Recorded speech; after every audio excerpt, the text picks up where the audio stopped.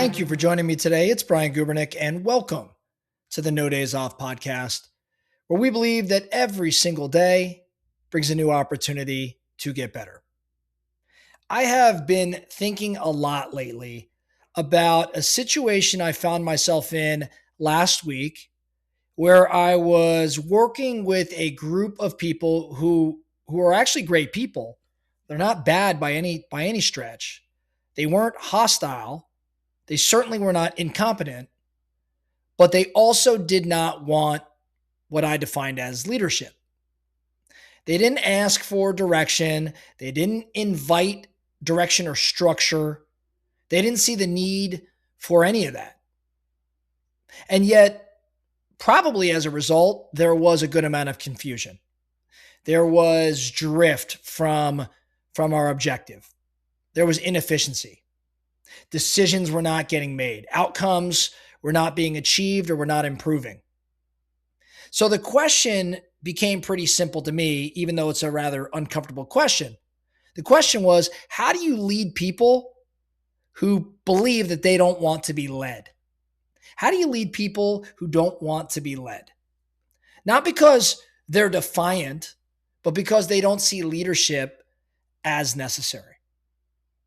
Now, I'm talking about an experience I had last week in a volunteer organization.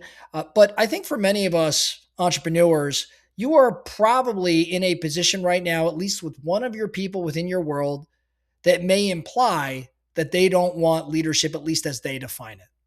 So this likely applies somewhere in your world just as it did mine. I think the first realization here is that, or the first thing I should say that you have to accept is this. Most people, I do not believe, resist leadership. What they resist is feeling managed, exposed, maybe even diminished. When people push back, it's rarely about control. It's actually more about their identity, because their ego says something like, I don't need this. Their emotions say something like, I don't trust this. Flat organizations without an org chart, they say things like, no one's in charge here. Now, if you misread that, or if I misread that as resistance, we likely escalated things too fast and therefore lose influence. That's actually not what it's about. I think there's a handful of principles that we can run through. First, I think you got to lead through clarity and not authority. Don't mistake leadership with authority. I think we can lead through clarity here. So when people don't want leadership, the fastest way to lose them is to assert it, is to show authority. Instead, though, you could bring clarity when none exists. So you don't say, hey, here's what we're doing, but you could say, here's what's unclear right now. And here's what happens if it stays unclear. That clarity feels neutral, whereas authority might feel a little bit more threatening. Order does not come from power. What order comes from is actually naming reality more calmly and more accurately. I think that most unleadable groups, they're not resisting direction. They're actually craving direction. I think the next thing we need to look at is to create direction without calling it leadership. What do I mean when I say that? I think here's the truth that most people miss. People often reject leaders, but accept standards. They actually reject leaders, but they accept standards. What do I mean? They may not want someone in charge, but they almost always want fewer decisions. They want less chaos. They want better outcomes. So you don't lead by position. You can actually lead by framework. So you can introduce clear goals, clear constraints, clear next actions, and then let the structure of those clear goals, constraints, and actions, let the structure do the talking. That's the standards. When the standards exist, the leadership becomes invisible. And as a result, the resistance drops. So I think there's an opportunity, again, to create direction without actually calling it leadership by setting standards by using a framework as opposed to aiming to be in charge. I think the next thing that we can consider when leading a group that's unleadable is to influence with questions and not answers. See, unleadable people, in my experience and my experience last week, they often have one thing in common, and that's that they don't feel heard. So before you try to move them, I think you have to understand what they think matters. So I would ask questions like, hey, what's not working right now? Or, hey, what would success look like if this actually worked? Or what's getting in the way that no one's calling out right now? Now, here's the key, I think, to this. You don't ask questions to agree necessarily. You ask questions to surface shared problems. You're the one facilitating the questions, so you're indirectly leading this group and changing its thinking. Once people hear their own words reflected back with clarity, they become so much more open to direction.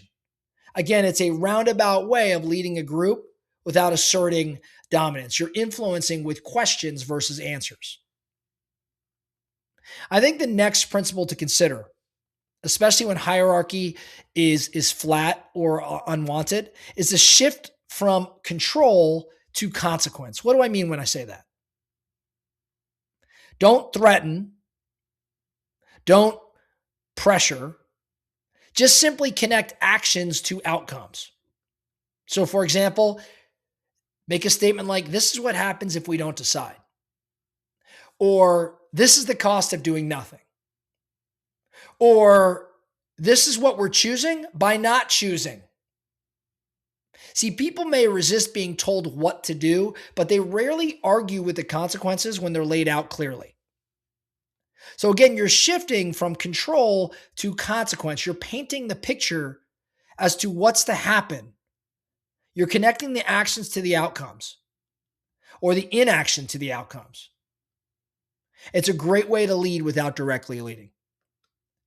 And then principle number 5, the last of the 5 principles I'm giving you, model before you manage. Model before you manage. No surprise, as I'm always talking about, the number one thing we could all do to improve our leadership is to model the behavior we expected of others. In environments where leadership isn't welcomed, credibility matters more than title.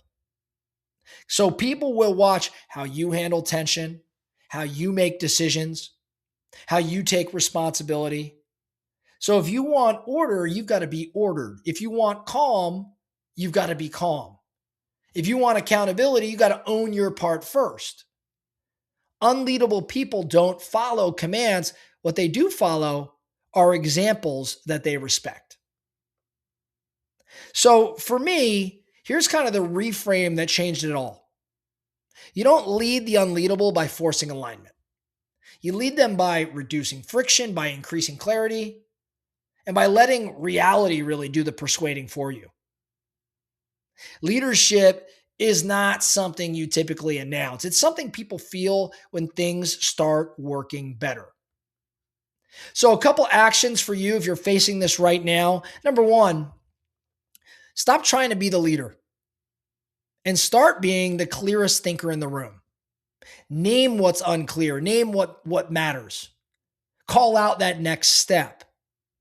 Stop trying to be the leader in the traditional sense and just start thinking more clearly, being the clearest thinker in the room.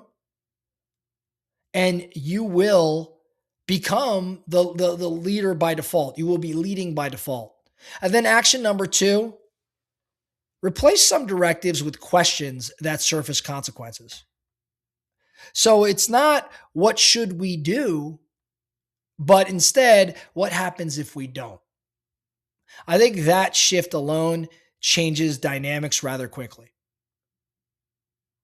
So as we close out today, recognize that some people don't want leadership. It's just a function of teams and of organizations. It just happens.